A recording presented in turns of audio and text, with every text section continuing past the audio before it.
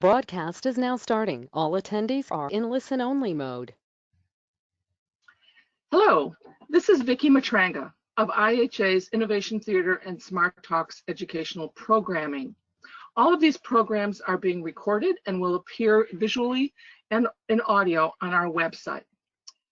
During the program, you can enter a question in the chat function if you like, and we'll take the questions at the end. Today we will hear from Kathy Kimple, Chief Retail Officer for FitForCommerce, where she leverages her 24+ years of leadership in digital and store operations for multi-channel retailers. Kathy began her career at The Children's Place and rose to Divisional VP of Store Operations. In various roles over nearly 20 years at Linens and Some Things, she then served as Corporate VP of Marketing, E-commerce, and Product Development. She was responsible for the success of internet merchandising operations and gift registry. After a stint as VP of e-commerce at Dick's Sporting Goods, Kathy was Executive VP of e-commerce and registry at the XO Group, which included the Knot.com, where she led the e-commerce business for 10 sites and their successful registry business. IHA is delighted to welcome Kathy to our program today. She's speaking to us from New Jersey and will be sharing her latest data and insights from current shopper behavior, and will outline how nimble retailers and brands are responding to the shifts in shopper needs after the sudden close of brick and mortar stores. We have an interested audience today and a large one, so let's get started, Kathy. Awesome. So nice to be here today, and thank you for the introduction. So many years of experience in digital, brick and mortar, and distribution and transportation. So I will use some of my background and experience, but more importantly, a great deal of insights garnered from FitForCommerce, and I'll fill you in a little bit about FitForCommerce.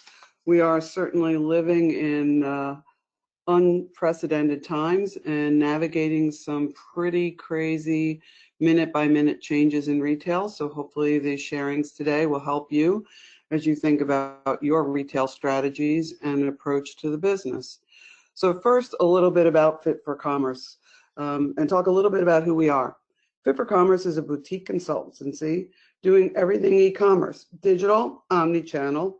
We're focused on helping businesses grow through digital, and that's large businesses, small, people who are just starting out.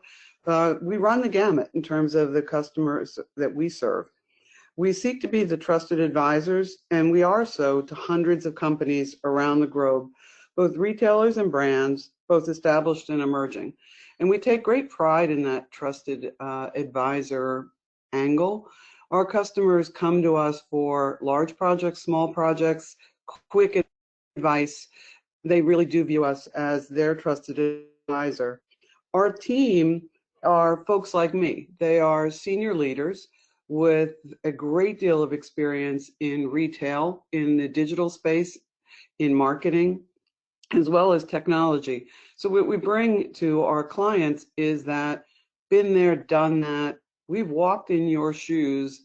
I love telling my clients I've had the thrill of victory on the revenue side, and sometimes the agony of defeat in working with a CFO on a P&L. So we've lived this business the way you have, and we bring that practical approach to the business to all of our engagements. Our approach to the business, which we call digital diligence, is based on gaining a deep understanding of our client's business across key functional areas to ensure decision-making success. That sounds great. What it means is we use data in everything we do. We use data when we're looking at site analytics. We use data when we're benchmarking marketing performance. We use industry data coupled with the data that we have from hundreds of engagements. We've partnered with the NRF in developing and tracking an omni-channel retail index where we benchmark retailers across a broad range of categories. And it provides great insights for us as we're evaluating business opportunities as well as our clients, and I'll talk to that a little bit more. And lastly, we have something called the Innovation Office. And I don't know if you folks are like me, but I get hundreds of emails a week about this new digital innovation and what's happening in digital innovation. And I've been in e-commerce since 1999, and I always marvel at how fast it moves. And now COVID-19 is making the pace of innovation move even faster. And we have clients who come to us and say, help us solve a problem. And our innovation office does just that.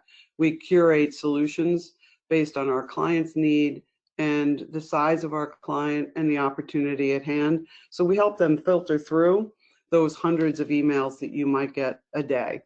So the business, we have been in this business 12 years and counting. Here you have our typical logo slide where you can see some of our clients, as well as the fact that what's most notable, we have over 1,500 engagements where we're helping our clients grow their business. We've worked with B2B companies, retailer brands, manufacturers, brands like Gucci, big box retailers like Bed Bath & Beyond. And the combined experience of our consultants is well over 600. So it's a great strength that we pull from. And we utilize, as I'd said, a lot of this information of all of these engagements, the experience of our consultants, the Omnichannel Retail Index, to really bring strength to our engagements. So a little bit about the Omnichannel Retail Index, since you'll hear about it during the course of our presentation today. We partnered with NRF 5 years ago to launch the Omnichannel Retail Index. We have just finished our 5th study, and the report will be published shortly on our website. We looked at 125 brands and retailers, both omnichannel and pure play. We looked at 20 different retail verticals, and we look at well over 200 features and functions and web criteria.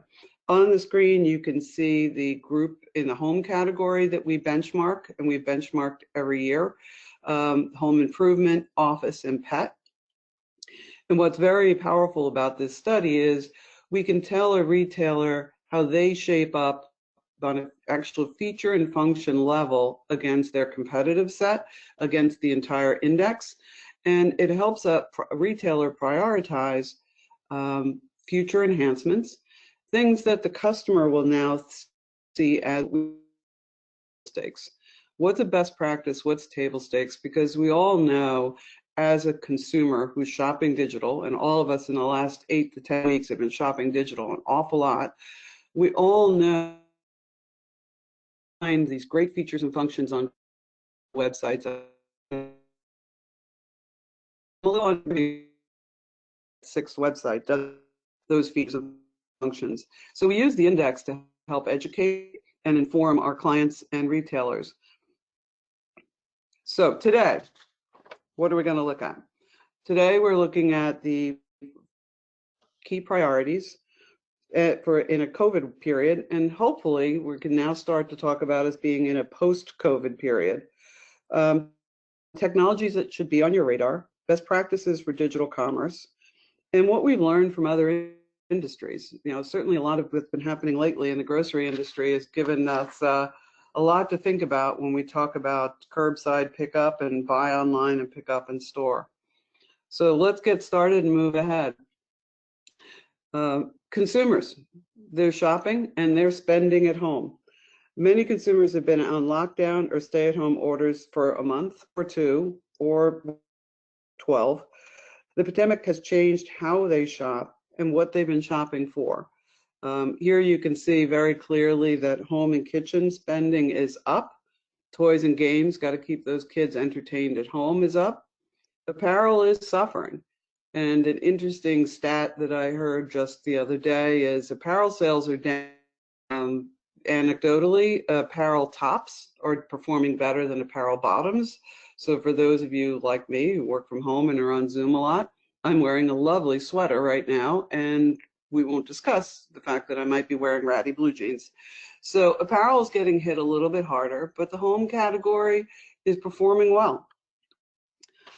This is a little bit of an eye chart, but you may have seen this. It's some data from Stackline, and it may be a little bit dated, but it really gives clarity to the impact of the pandemic and the switch in many of the products selling. Consumers are spending more time at home, they're making bread, they're setting up their home offices, they're cooking, And the good news is housewares and home retailers and brands are doing well. If your products are in the declining categories, you're most likely sitting on even inventory, even if you're set up to sell digitally. One way to tackle inventory challenges that we can talk about is leveraging flash sales. FitForCommerce just did a webinar this week on flash sales, and that webinar can be seen on our website.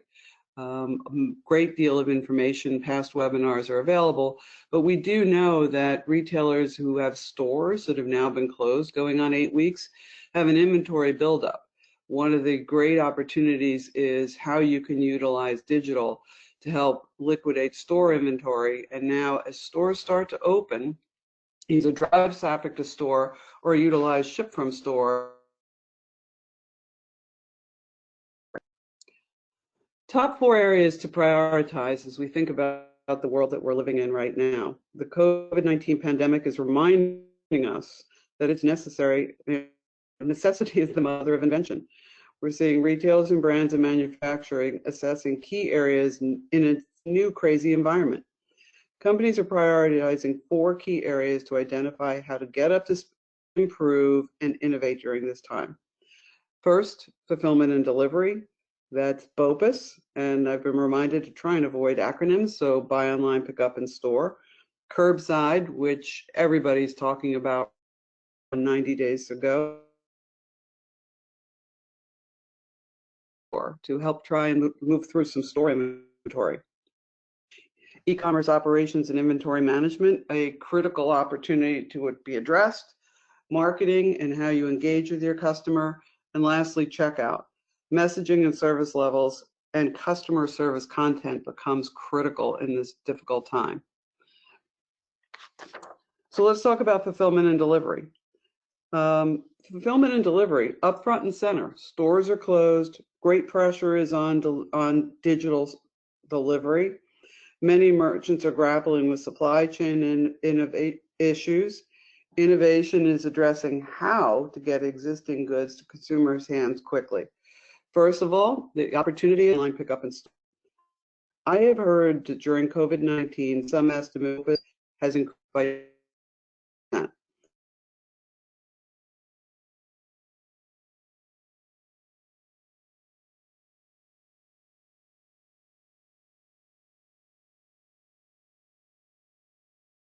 to reopening, but many are reopening a retail store initially using curbside. So great opportunity for retailers to address that and get moving quickly. At FitForCommerce, we have worked with clients who haven't had a digital business and got caught a little bit off guard or a lot off guard with COVID. And they have looked at how quickly can I scale up and launch a digital business? And part 2 of that is how quickly can I scale up and launch in-store pickup and curbside. And we have a case study where we have helped one client to launch a business and get curbside going in under 7 weeks. So the technology is there, and if the will is there, we can certainly make it happen. Retailers are also looking at changing delivery options beyond traditional shipments to overnight delivery, same-day delivery. Our Omnichannel Retail Index indicated that 20% offer same day, even with furniture. Third-party delivery from vendors such as Shipt and grocery delivery. We probably have heard about Shipt as it relates to grocery. But we're also seeing things happening with delivery in terms of Grubhub and DoorDash.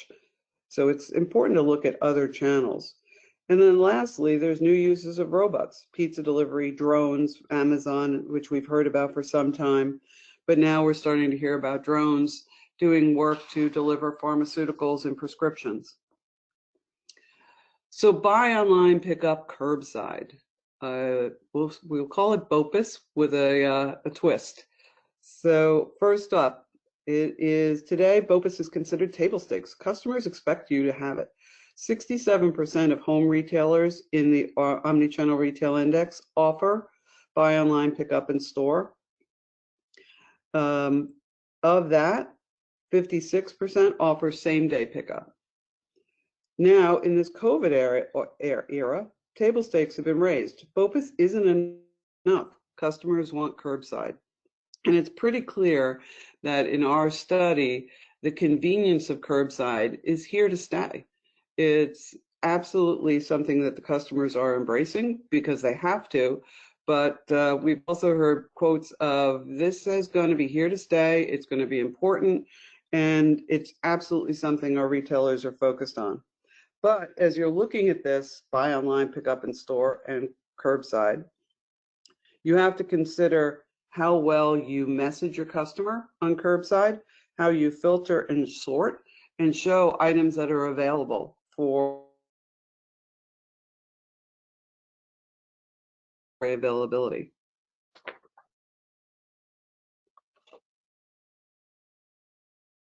In terms of one last point on buy online, pick up in store, and curbside, a customer tip that I would be remiss if I did not mention is that when you have a customer arrive at your store to pick up the item, it is absolutely a great tip to have a dedicated phone number that is separate from your main customer service line, or an app to allow the customer to indicate when they're on their way and track them into the parking lot.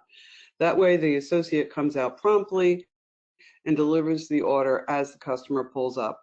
You do not want the customer pulling up for curbside and being stuck in a long waiting queue for a store, through the store phone number for listing store address, etc. So let's talk a little bit about e-commerce operations and inventory management. Other areas to prioritize. The onset of COVID-19 has created exceptional opportunities and exceptional risks for digital retailing. Demand is skyrocketing, so is the chance to disappoint customers who may be shopping online for the first time, or loyal customers who are now more competition for limited goods in high demand categories. The biggest risks are managing out-of-stock products and delayed shipping times. Innovators are racing to try and find ways for you to be able to indicate better how to service your customers and show that inventory visibility and show real-time inventory. One of the questions we often hear is, I can't do this, I can't display inventory availability, I've got inventory inaccuracy. It is critical that in this world where people are using BOPUC, using faceted navigation and filters, that you allow the customer to view and see items that are available online and message to them clearly when items might be out of stock, enable customers to sign up for notification on out-of-stock products, provide self-service delivery tracking to head off customer frustration and cut down on call center activity. That is a critical element. And during this peak COVID time, we have heard constant cases of call centers being inundated with calls on where is my order. So the more self-service tracking you can put on the site, the better. Free shipping, not so surprising, always important. And we have seen retailers, especially in furniture, where it's expensive, it is a little bit challenging, but according to our index, 30% of folks in the home category offer free shipping, compared to 69% in all other verticals.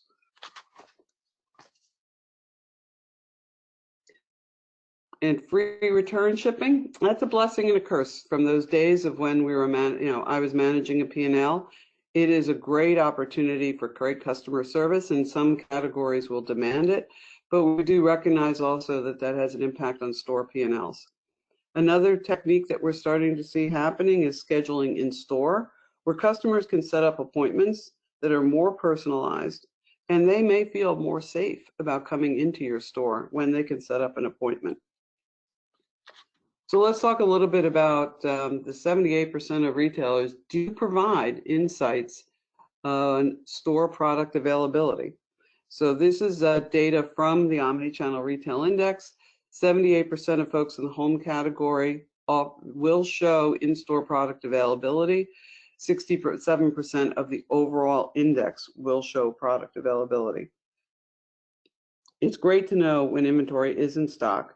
And as the example here shows, you now have the ability to see, in this particular example, the product, the colors, the size, and then that it is available to either ship or pick up in store. And where the store nearest to me is shown as well.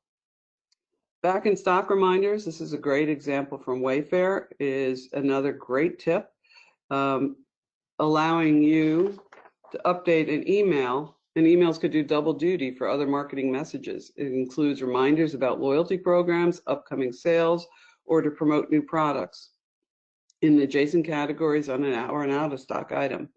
And here is a case where you want to make every item, every engagement, and every communication count.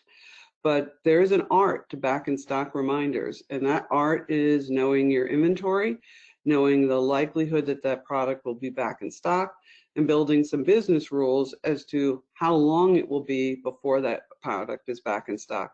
We talk about this a lot in terms of the cardinal rule of digital commerce is you've got me on your site, close the sale. But if I really do want that bed frame, or I really do want something that I specifically saw, and the retailer knows it's likely to be back in stock in a reasonable period of time, it's great to message that. But also a great way to message is what is the similar item or related item that you can highlight.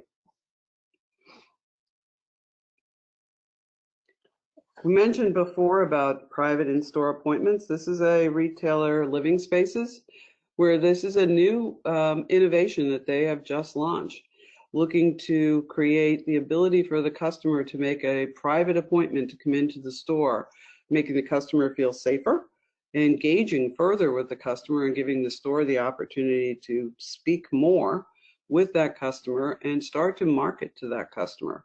So they get a jump on thinking about the client's needs, and they get a little bit of an opportunity once the stores reopen to continue to engage and talk with that client. Speaking of engagement and marketing, you've got to stay connected with the consumer at this critical time. Most marketing departments grapple with issues around advertising spend and messaging. Innovation is coming rapidly to content strategy, especially social media. Brands have temporarily shuttered stores, furloughed workers, and they're now using content and technologies in innovative ways to keep and maintain customer value. So while those stores are shuttered, your customer is coming to the website like they never have before to look at content, to look at product information, to look at product detail. So there is a point here in making sure that you are extremely focused on product content. Another opportunity in engaging with your customer is looking at installing chatbots for more frequent updates to Q&As and community messaging. Personalized real-time digital commerce that tries to replicate the in-store experience shoppers have with store associates. In one example recently, we've seen store associates at the woman clothing company J. Jill recently emailed local customers offering personalized shopping tours of the website. Great way to stay engaged with your customers. And then lastly, sales messaging.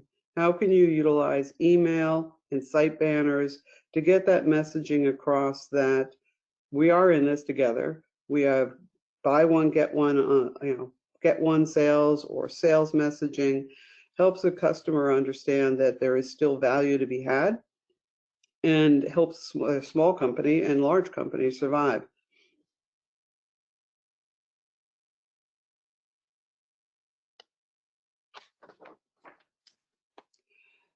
Content.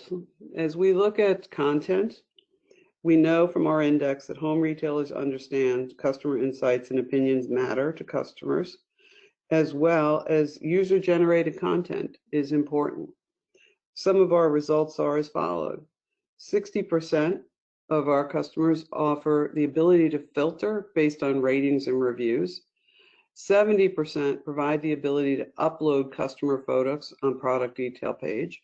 And 50% provide user-generated Q&A on the product detail page. So we see there were cases where retailers have really struggled to handle the influx of customer questions by enabling customer-generated Q&A. that helps solve and get the customer quicker responses. By having the ability to upload photos, expands your content.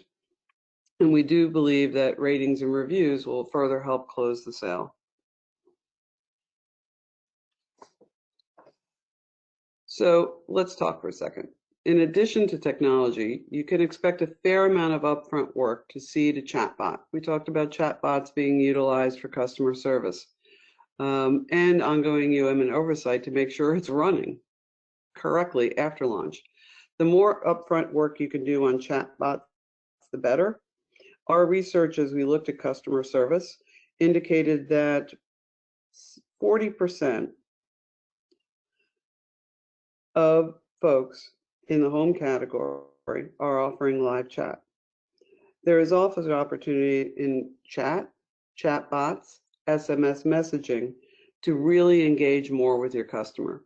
We have also seen as a tip, there is a provider out there that is enabling customer calls to be funneled down to store employees who are idle.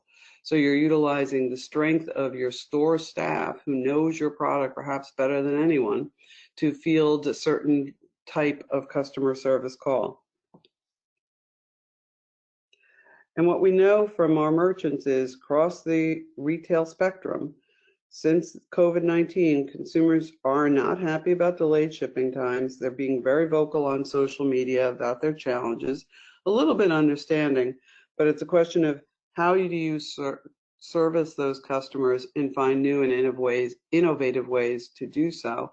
And some ways to do that are some of these techniques like chatbots. Checkout. So after all the work has been done, you want to get the consumer to check out. You want to make it simple, and you want to make it as seamless as possible. According to Baynard research, 35% increase in conversion rate happens through better checkout designs. Retail should consider all the opportunities at their hands as they look at the checkout process. Our index shows there's room to improve in threshold messaging to inform customers what to expect and how to expect their packages to arrive. Threshold messaging on the product detail page is offered about roughly 10% of the time. Delivery date provided at checkout is offered among retailers that we surveyed 40% of the time. More and more customers are going to want to hear from you about the expected delivery date. Best practice in terms of checkout is to have a customer service available at every step during the process. An element of curbside pickup is also critical here in setting the stage in all of the messaging as you go through checkout of what to expect with curbside, what to bring, where to go, what phone number to call to make sure that you can execute a seamless experience for your customer to keep them coming back. Payment over time apps are increasing at a pretty interesting, accelerated pace even before COVID. Now with COVID and people really facing some tough situations with furlough, payment over time apps for higher retail items are gaining traction, and there are many new and established players in this space. When you do look to utilize one of these players, make sure you're comfortable with the obligation your vendor requires of the consumer, which can range from 0 fees if payments are made on time to fairly high monthly late fees. It's also important to take a look at, before implementing, how and when you will message this on your site for maximum opportunity in conversion and checkout. Contactless payment. Again, pre-COVID, I'm not sure that we ever talked about contactless payment. I have an example where someone was saying to me recently that their grandmother even talked about going to the store and having contactless payment. That's a bit of a pivot for all of us to start thinking that way. Contactless payment allow a consumer to use a chip-enabled card or digital wallet to complete purchase via payment terminals equipped with near-field communications. The customer holds up a credit card or a digital wallet to the reader without store personnel needing to touch the form of payment. Another safety feature is when stores reopen, that will certainly be critical.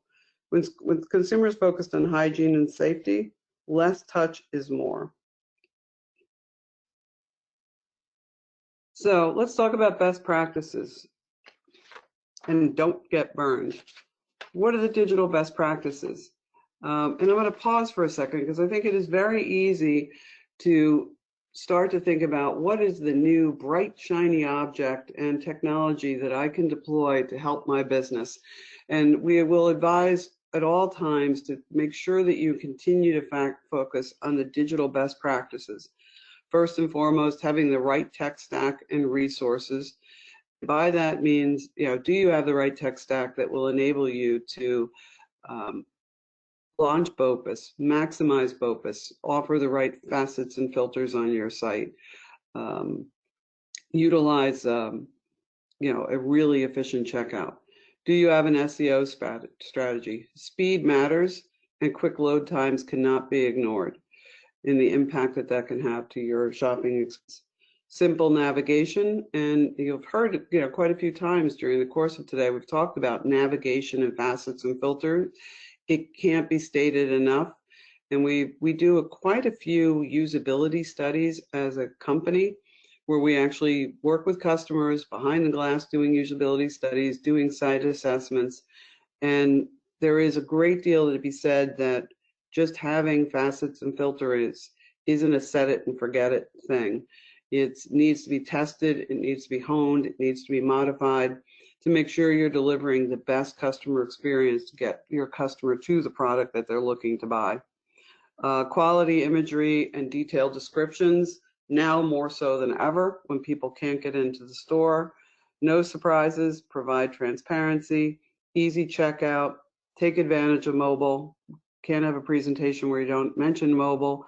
Customer service is absolutely key. And last but not least, it's maximizing data. And as we think about data, it's utilizing the data you have to do as much as possible to personalize the site experience, upgrade and optimize your recommended items and sell widths. In a world where customers in the past would go into store to pick up a BOPUC order, one of the leading positives was they're going to buy more in store. Now with Curbside, you're missing some of that opportunity for that add-on sale in store. So you want those related items and upsells to work even harder for you to drive up your average order value. So what do we talk about when we're looking at grinding out new learnings in this challenging environment? We've seen Curbside emerge, it's here to stay.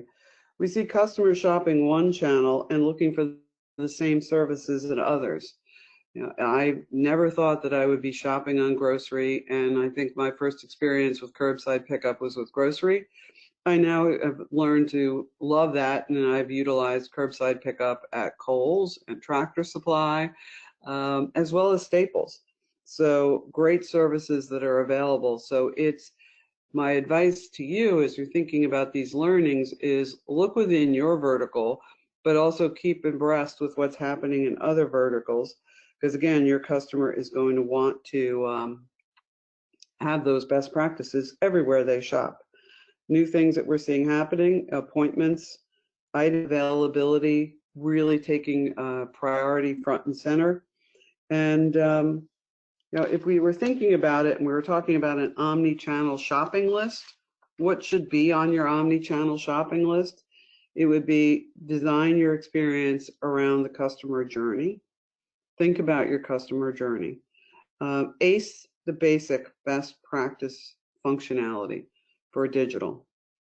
Personalize across all touch points. Deliver relevant content and make it shoppable. Integrate digital shopping tools across all channels. Bridge loyalty and transactional apps. Leverage threshold messaging at multiple stages on the site.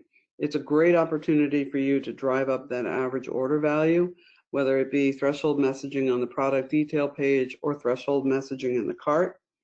Evaluate your customer service and make sure you're looking at your customer service KPIs so that you are delivering on the promise of speed to answer as well as email response. And lastly, where you can, differentiate through your store experience, differentiate your brand through richer content and driving insights to store and to the site.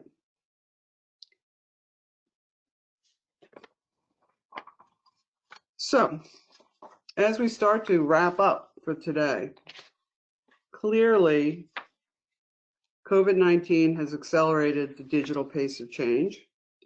We would recommend that you take a second as you think about the priorities, that you do a digital assessment to make sure you are implementing best practices and really going through and checking the box on have you implemented the best practices, going through and looking at site search, looking at your site navigation, doing some testing there.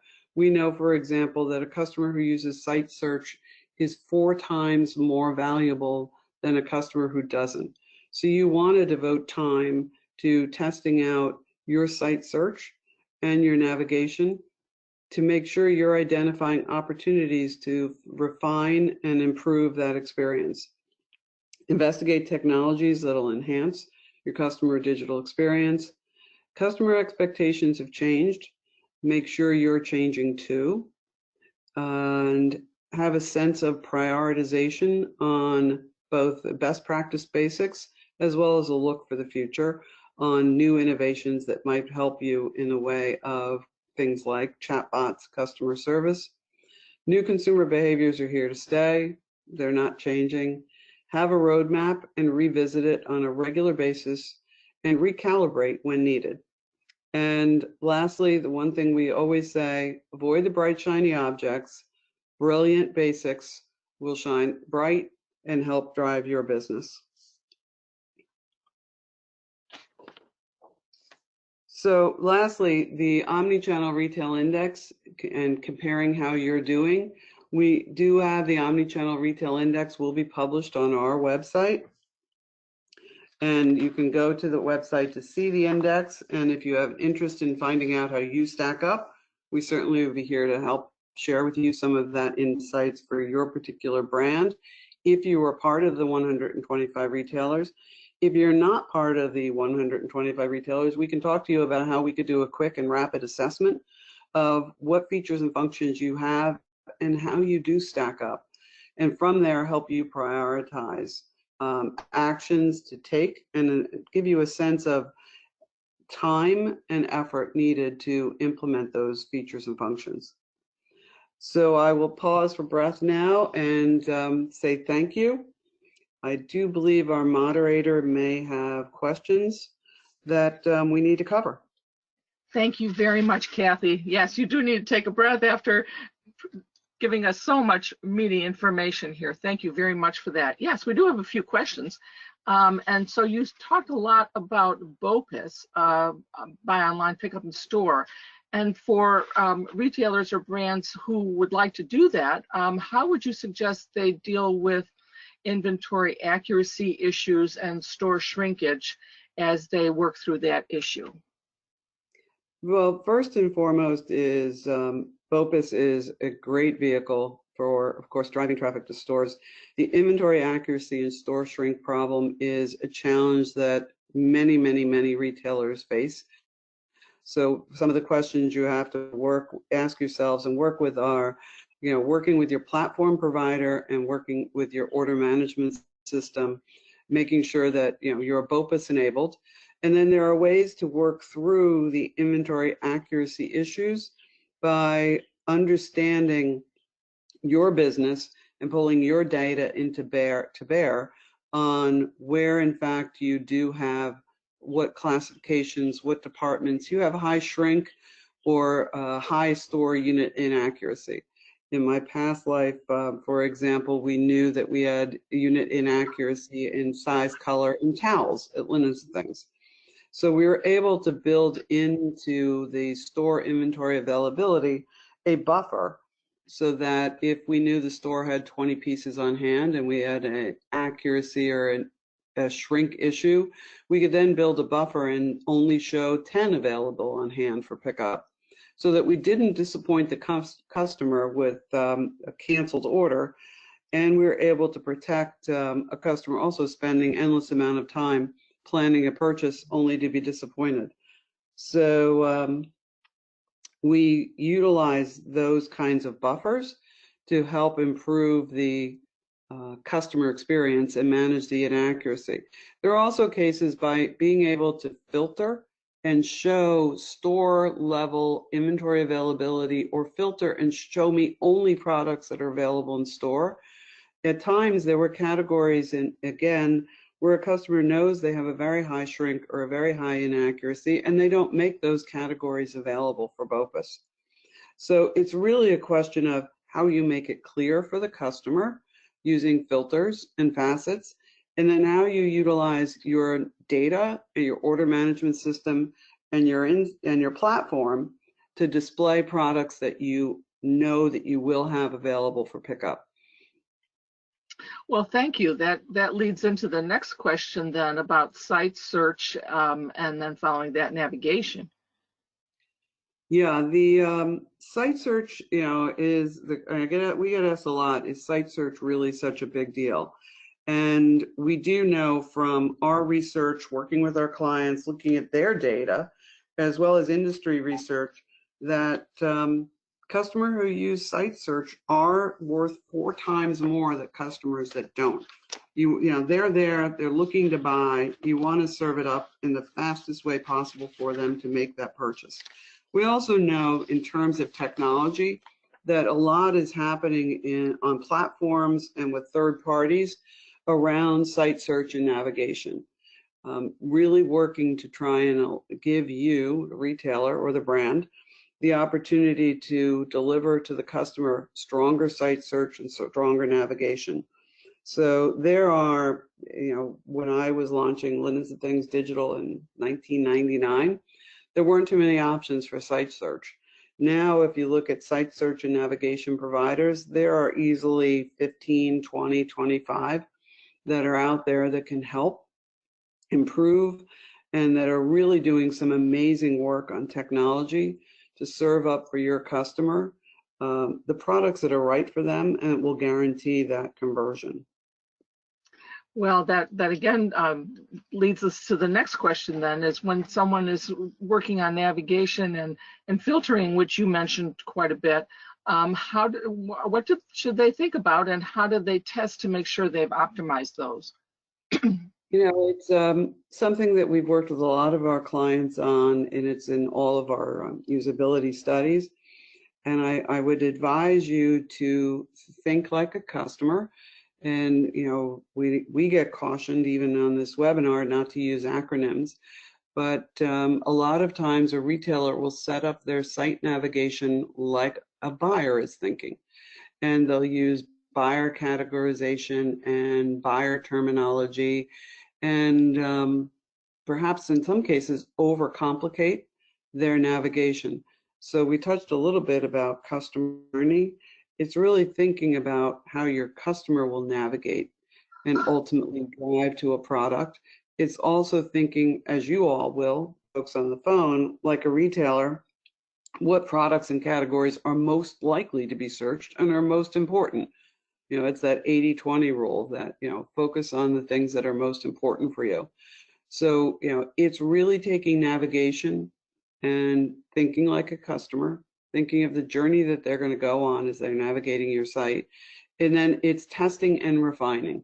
You know, we've had cases where we've gone through and we've done, you know, the navigation filters, and suddenly the products that you expected to deliver or show just don't even show up because there was a flaw in the navigation. So it's, you know, in terms of search and navigation, they're not sexy, but they're not things like wow, I just implemented some great new chatbot, but they are tried and true things that will really drive your conversion, and they're not set it and forget it. They do require that you go in and you test and you hone and you refine, and that you really walk through the navigation through a process and a business perspective, and try sometimes not to use buyer lingo or buyer acronyms or buyer.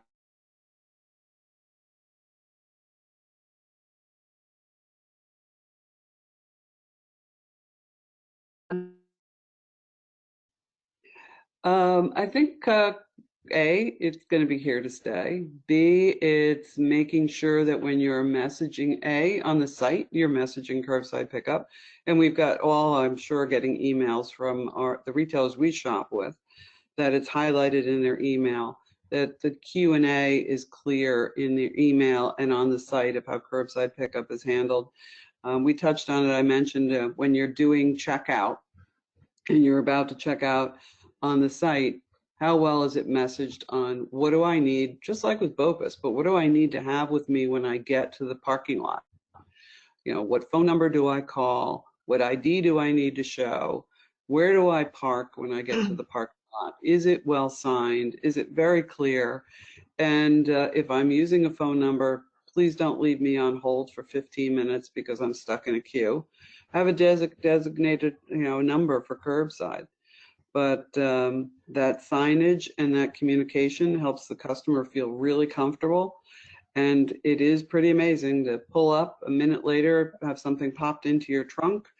And for the retailer, on the flip side, on the in-store side, it's how do they stage the products, make them well labeled and easy to grab, so that the experience for that customer is fast and seamless, and most importantly right now, safe.